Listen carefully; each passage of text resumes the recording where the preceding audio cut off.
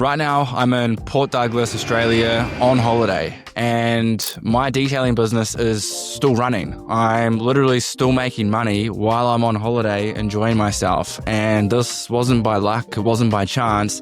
It's because I've actually set up a legit business, right? So this month alone, we're going to hit probably our biggest month yet, doing over $35,000 revenue.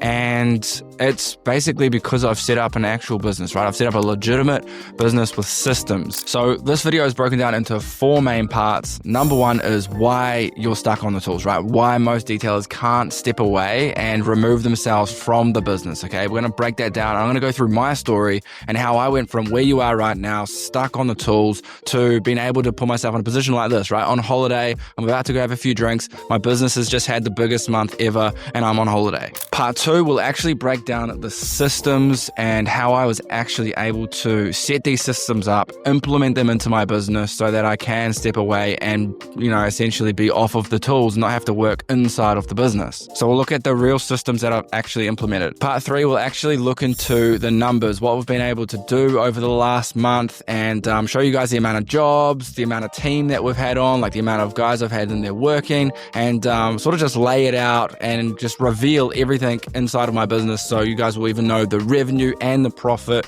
And this isn't just like some, bullshit, I made this amount of money. I'm going to actually show you some real examples. And then part 4, I'm going to explain how you guys can do this too, okay? How you can actually start implementing this and give you a roadmap and a strategy that you can start working on right away. All right, so let's get into it. All right, so part 1, let's talk about why most of you are stuck, sub $5,000, $3,000, even $1,000 per month and can't seem to scale beyond that, that significant $10,000 mark or beyond, right? And the simple reason is because, all you've done is created yourself a job rather than an actual business, right? If you take time off, then the business stops, right? You stop making money and, ultimately nothing keeps moving, nothing keeps going. That's because you are the single biggest bottleneck in your own business, right? You've created a job for yourself. And I get it, like it's difficult to, build a business with moving parts, where you're not the only one doing everything, right?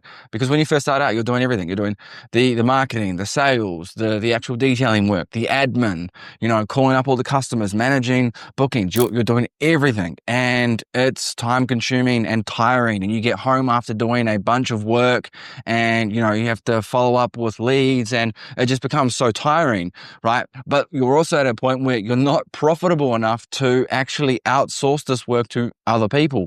And then when you do outsource the work, it's not as good. It's not as efficient, right?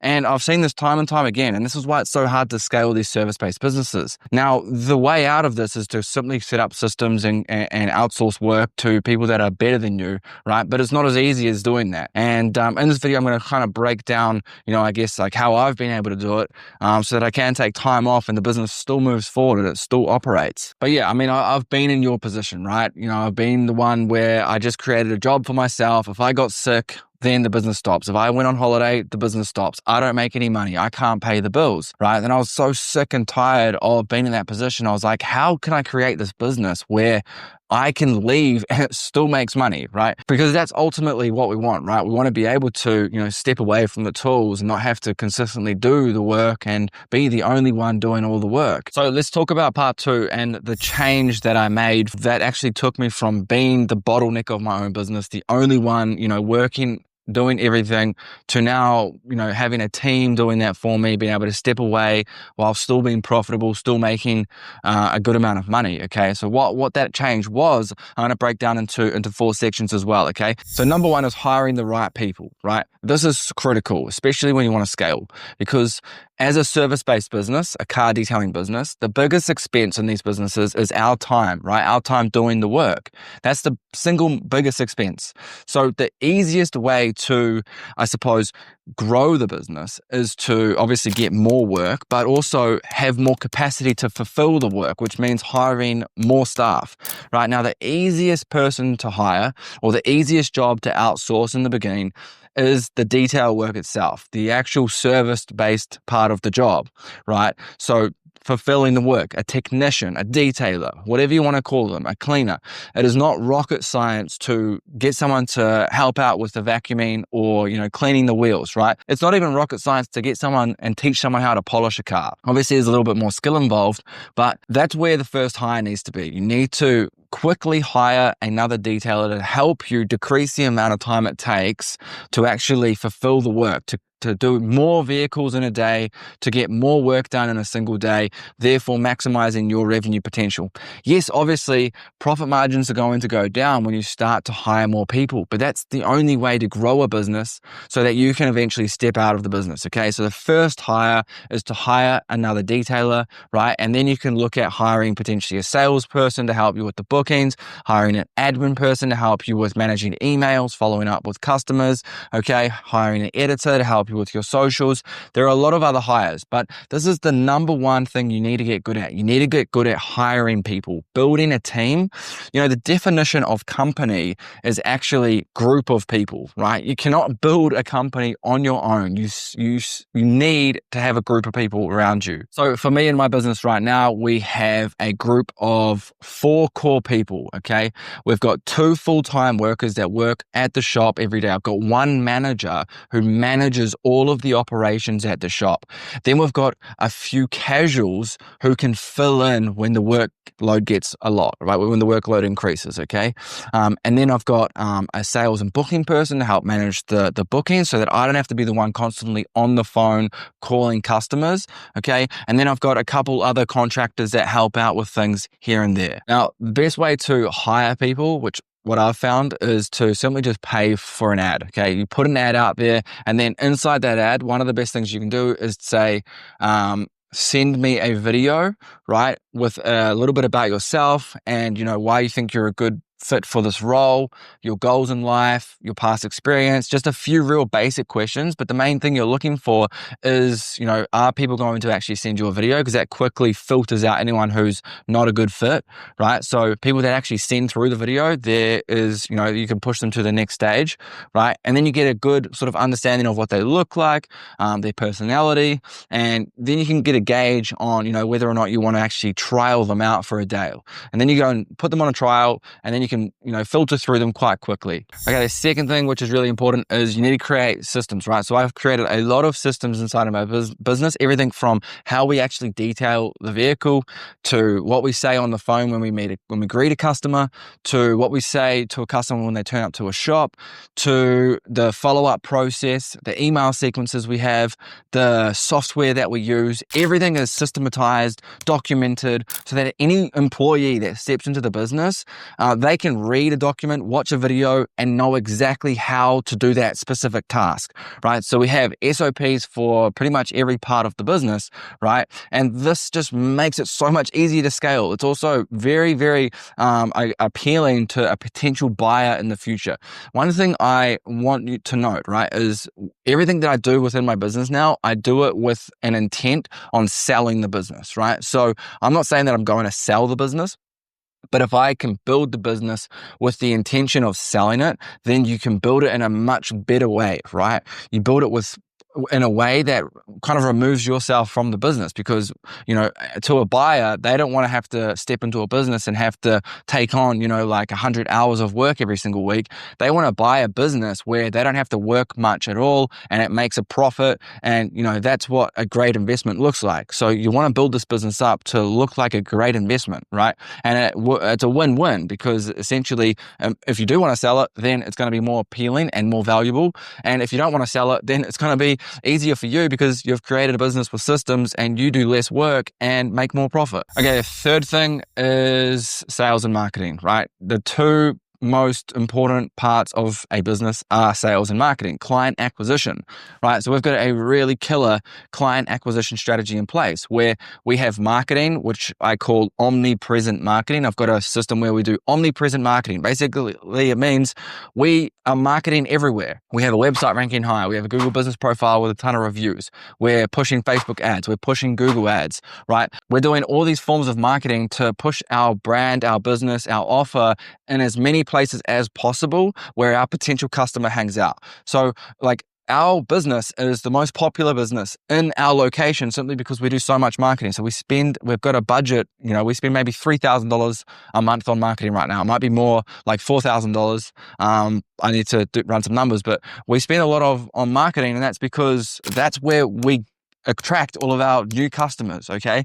And then we have our sales process after that. So once we get leads in the door, then we have scripts and processes to nurture those leads and to convert them into paying customers. So sales and marketing, two of the most important things in my business. So my job now, and essentially, is to just make sure new leads are coming into the business, right? So I focus a lot of my energy when it comes to working on this business on the client acquisition side of it, okay? So my job isn't vacuuming cars. My job is making sure leads are flowing in and those leads are converting into customers. All right, number 4 of this section is essentially just to let go, right? Let go of control, which becomes very hard because as a business owner, you just want to micromanage every single part of your business. And, if something's not performing how you would want it to perform or how you would do it, then, you can easily step in and go, no, that's not how I did it. I want you to do it like this. And you end up micromanaging everything.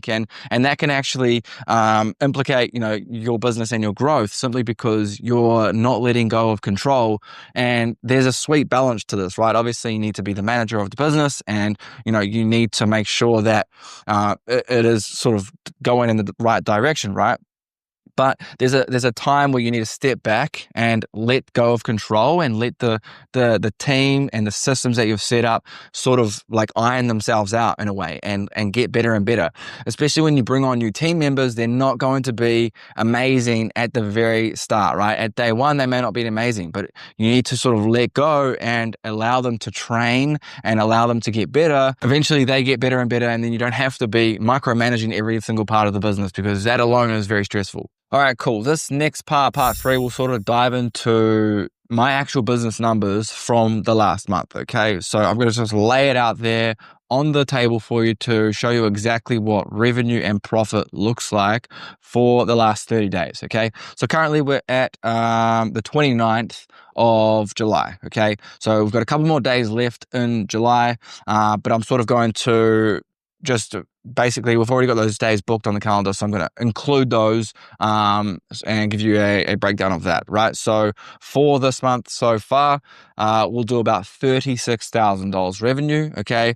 And that's not all profit, right? That's just $36,000 revenue, right? So completely different to profit.